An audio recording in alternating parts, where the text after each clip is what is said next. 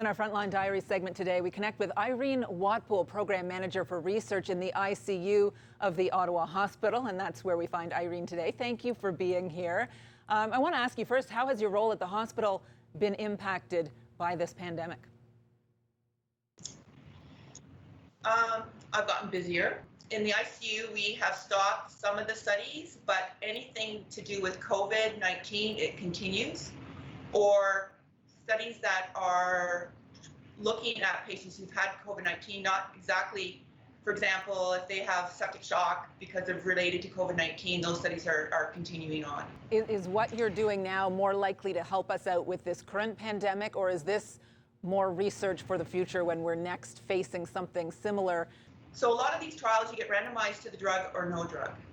Even if they're in the control arm, meaning that they're not getting the treatment, it's super valuable information that we get, and we're so appreciative of everything that they have agreed to. Why is it so important to you to be doing what you're doing right now on the front lines? That's what drives me in a career, is to be very involved on the front lines in emergency ICU. I've been doing research for over 20 years. It's a stressful time for the families. It's a stressful time for me when I'm having to talk to families. I don't want to upset them. I don't want to make them more anxious. But I feel that by doing this, we do so much good for other people and for them, I'm hoping. And just before I let you go, what's been the most difficult part of that for you in meeting these families who are facing the unknown and trying to sort of help them navigate through as best you possibly can? So there's a few layers.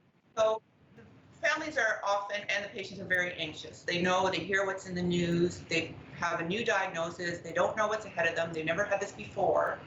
We do a lot of studies where we're collecting extra blood work, we're looking at the immune response, we're taking extra swabs, looking at how to better diagnose this COVID-19.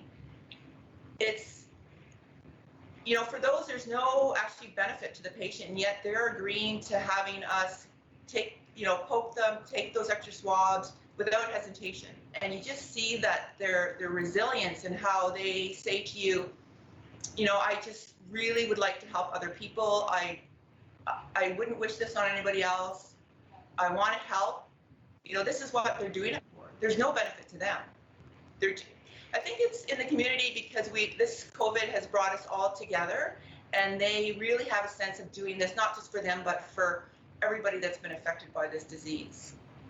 I want to thank you very much for what you do, and thank you so much for your time today. Irene Watpool, the Program Manager for Research in the ICU of the Ottawa Hospital. Thank you. Thank you.